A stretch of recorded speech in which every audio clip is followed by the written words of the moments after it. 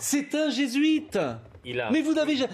Comment dire, vous savez ce que c'est que les jésuites? Oui. Vous avez été élevé chez les jésuites ou pas? Non. Bon. Moi, j'en connais. Allez à Saint-François-Xavier à Vannes. Moi, je les connais, les jésuites. Je les ai eus dans ma famille. Vous savez jamais. Quand ils vous parlent, vous savez jamais de quel côté ils sont. C'est ça. Il a été élevé, il a cela au cœur. Mais il s'est mis dans une difficulté. C'est assez juste. Mais c'est précisément, c'est ce qu'on appelle. Aujourd'hui, on dit, pardonnez-moi, je vais être un peu trivial, on dit faux cul. Mais en fait, c'est jésuite. Dans le temps, on disait ça. Dans les vieilles générations, on disait c'est un jésuite. J'ai pas d'argument à vous ça voulait tout dire. Ouais. C'est un jésuite. Qu'est-ce que tu vois? C'est un jésuite. Bonjour à toutes, bonjour à tous. J'espère que vous allez bien. On est le 1er octobre 2020. Voilà. Alors en amont, vous avez entendu donc les aboiements d'un animateur de télé qui était sur TF1, qui est sur CNews. On va y revenir, mais c'est un signe qui ne trompe pas. Mais avant cela, donc, je voudrais donc vous faire part d'un chiffre. Vous savez donc, je ne cesse de le dire, je préfère me répéter, que notre compteur de vues est bloqué. Bien. Alors je suis allé donc voir s'il y avait une source extérieure de statistiques qui existait en dehors de YouTube, pour voir un petit peu si on avait d'autres chiffres concernant donc ma chaîne. Et donc je suis tombé donc sur un serveur qui s'appelle Hype Auditor sur Google, donc qui m'annonce un chiffre de plus de 70% d'augmentation sur 2 années. Voilà. Donc si vous voulez, c'est complètement contradictoire avec le nombre de vues qui est affiché sur mes vidéos, puisque je suis monté déjà à des 60 000 vues, 50 000 vues, voilà, et donc passer de tout, si vous voulez, ce nombre de là à 1000, il y avait une anguille sous roche. Donc ça, expliquant ce chiffre-là, si vous voulez, de Hype Auditor, expliquant cela. Bien. Ensuite, deuxième observation. Nous avons France Culture, qui a fait quelques émissions, tentant de redorer, de rétablir l'image des jésuites. Dans ces émissions-là, ils ont occulté le fait que la Cour du Parlement de Paris, puisque je les ai écoutés, que la Cour du Parlement de Paris du 6 août 1762 les avait définitivement et éternellement chassés du territoire de France, et pour cause, puisqu'ils ont l'article, si vous voulez, 666, d'accord, qui interdit la liberté de conscience, qui interdit la liberté de penser, puisque l'article 666 précise bien que seul le général pense pour la masse. Alors, stop. Voilà. Donc évidemment que les magistrats, je leur tire mon chapeau, ils ont eu raison de condamner cette secte. Après, bon, si vous voulez, ils ont sous-estimé la cruauté, la monstruosité de cette secte qui est prêt à tout, puisque Henri IV, Ravaillac, c'était un adjuteur jésuite. Henri III, son prédécesseur, c'était aussi un complot jésuite, puisque, si vous voulez, De Guise, son frère, était cardinal. Donc, Henri III n'a pas fait dans la dentelle, il a tué De Guise et son frère, le cardinal. Voilà.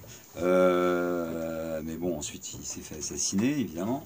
Louis XVI, bon, vous le savez, que celui qui pilotait ses finances publiques donc l'a ruiné sciemment pour monter la colère du peuple. C'est comme ça, si vous voulez, que les jésuites se sont vengés du jugement de 1762, en fomentant la Révolution française, en affamant le peuple. C'est un peu la même chose avec les gilets jaunes pour faire arriver l'extrême droite, Le Pen, quoi. Voilà, alors que, je veux dire, aujourd'hui, tout le monde a une conscience environnement, et personne n'a envie d'aller défendre le prix de l'essence, pour aller faire quoi? Plus de karting, de scooter des mers, de rallye, de Formule 1.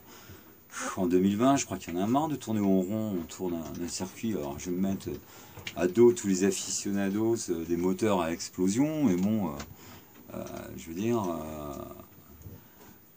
l'écocide existe, quoi. Vous savez, c'est un peu ce qui est arrivé à l'île de Pâques.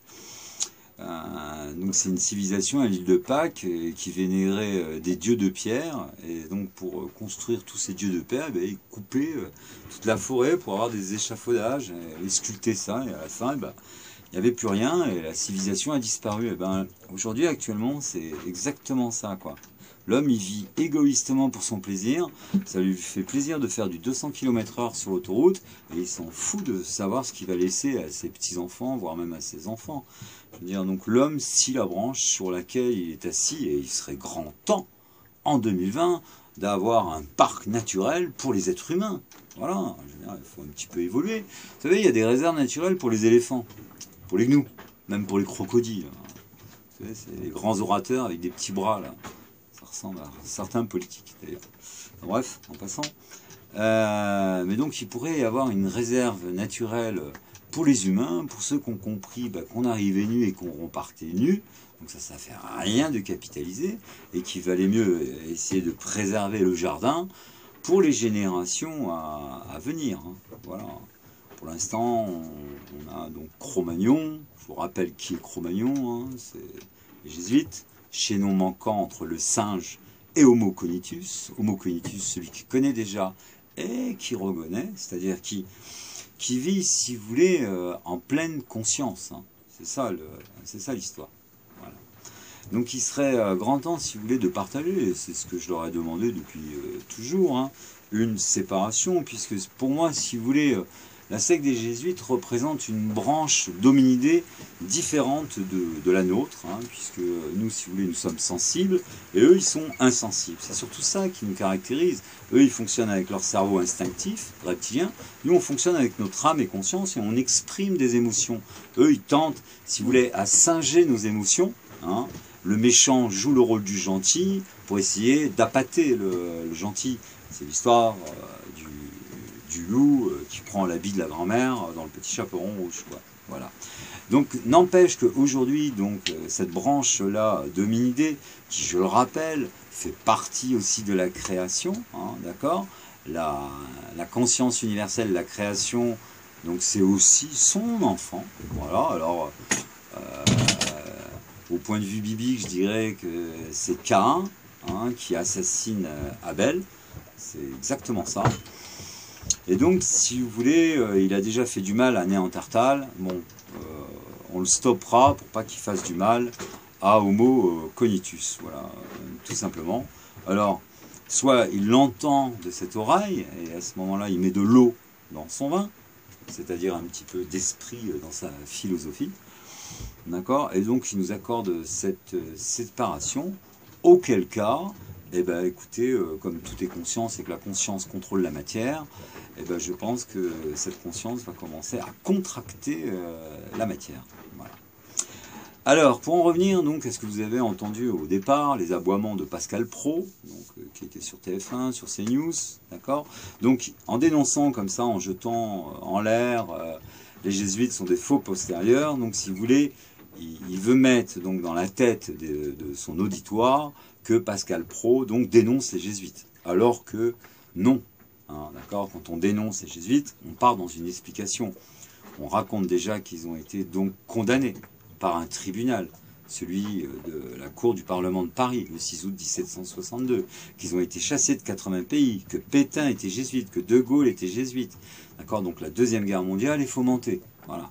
Ça, donc oui. Mais là, si vous voulez, il retourne sa veste, hein, d'accord, pour ensuite pouvoir prendre le train en marche dans l'autre sens et continuer, donc, si vous voulez, à faire sa carrière et à manipuler les gens.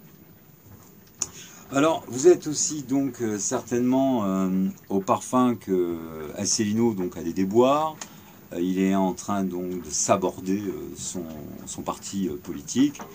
Ça s'explique très facilement dans la mesure où, si vous voulez, vous avez France Culture qui fait donc dernièrement une émission où elle tente de redorer le blason des jésuites, sans mentionner que les jésuites ont été condamnés par la Cour du Parlement de Paris le 6 août 1762. Donc ça veut donc dire quoi? Ça veut donc dire que, si vous voulez, les Français maintenant ont compris que le scénario de Asselineau jouant le rôle de De Gaulle en Russie, une fois que la guerre a éclaté maintenant, donc est connu de tous, donc ils changent leur fusil d'épaule.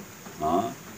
Asselineau respecte très bien l'article 547, il se conduit comme un cadavre, il s'aborde son parti politique, donc au profit d'un parti pour l'instant qui est dans l'ombre, mais qui aura certainement, si vous voulez, une sensibilité verte, parce qu'aujourd'hui tout le monde a besoin de s'acheter donc une conscience environnement. Voilà. Et là, je suis en train de prendre un grain très très fort, donc je vais aller faire un peu le ménage. J'aime pas faire de coupe, mais là, c'est la situation météorologique qui l'exige. Donc, à tout de suite. Voilà, la douche est finie, c'est bien tombé. Mais actuellement, je vous dis, je suis à une vingtaine de situations cycloniques. Là, d'ailleurs, vous avez peut-être entendu parler, là-bas, là où vous êtes, en métropole, des cyclones Laura, Sally, qui ont fait des dégâts terribles et des morts. Il n'y a pas encore eu les tremblements de terre et les éruptions volcaniques. Hein, voilà. Donc, tout ça, donc... pour vous dire, parce qu'il faut que je reprenne le fil après cette interruption, que l'attitude de France Culture, que l'attitude de Pascal Praud prouve, si vous voulez, que l'histoire des Jésuites est sur la place publique. Voilà. Parce que eux, si vous voulez, ils ont les vrais chiffres, évidemment. Et donc, il est évident, je pense, que plus de la moitié des Français sont au courant. Plus de la moitié des Français ont vu notre chaîne, ça j'en suis vraiment intimement convaincu. Voilà. Donc ça, mes abonnés, c'est pour vous remonter le moral, pour vous dire qu'on est quelque part, si vous voulez, sans le savoir, interconnectés. Nous sommes au courant des manipulations. Concernant la grippe, je rappelle que 98% des infectés ont développé des anticorps, donc ils sont pré-vaccinés. Je rappelle aussi que les acides aminés sont essentiels pour le système immunitaire et que les 2% qui présentent un organisme faible, puisque 2% donc trépassent, ont plus de 65 ans, ce sont surtout des personnes âgées, c'est à eux et à eux seuls de porter le masque, évidemment, vous comprenez, hein. On protège les plus faibles, on ne va pas protéger les bien portants, qui ont développé des anticorps. Et comment on le sait, tous les jours il y a des tests et tous les jours il y a des positifs. Bon, s'il y a des positifs sans symptômes, ça veut dire quoi? Qu'ils ont des anticorps. Donc vous voyez, il y a quand même une volonté, si vous voulez, d'infantiliser les Français, de crétiniser les Français. Et puis surtout, on n'a personne réellement qui vient taper du poing sur la table. Hein. Ils sont tous de connivence. Donc quand on entend toujours, si vous voulez... le même son ou les mêmes sons avec des petites nuances mais qui convergent toujours pour un confinement ou pour une vaccination générale, là il y a manipulation de l'opinion publique. Je rajouterai aussi que le service public a devoir de nous donner la parole, puisque si vous voulez, nous ne sommes que deux, Léo Ferré et notre chaîne et moi, donc à savoir parler et à avoir anticipé sur la maladie d'Alzheimer, et je suis le seul à donner une explication rationnelle à la schizophrénie. Voilà. Alors de ce fait, comme il n'y a personne d'autre, je suis désolé, mais les Français devraient pouvoir m'entendre, et surtout les personnes concernées, c'est-à-dire les schizophrènes et ceux qui sont atteints de la maladie d'Alzheimer, mais qui ont encore un peu de mots, un peu de langage, et qu'on pourrait sortir de l'eau. Voilà, donc pour moi, il y a non-assistance à personne en danger. C'est comme si on voyait quelqu'un marcher dans le désert, qu'on se trouvait à 200 mètres de lui avec 100 litres d'eau, et puis qu'on lui donne rien. C'est la même chose, voilà. Alors, vite fait, parce que j'ai plus trop le temps, là, un message pour la gendarmerie et les gens de l'armée, tout ça, s'il vous plaît, messieurs, un peu d'intégrité, quand même, vos ancêtres là-haut vous regardent, et puis les enfants de France, et peut-être même les vôtres, espèrent un avenir meilleur. Bon, là, on est entre les mains d'une secte de psychopathes. Il serait grand temps maintenant de mettre un coup de pied dans la fourmilière. Alors bougez-vous.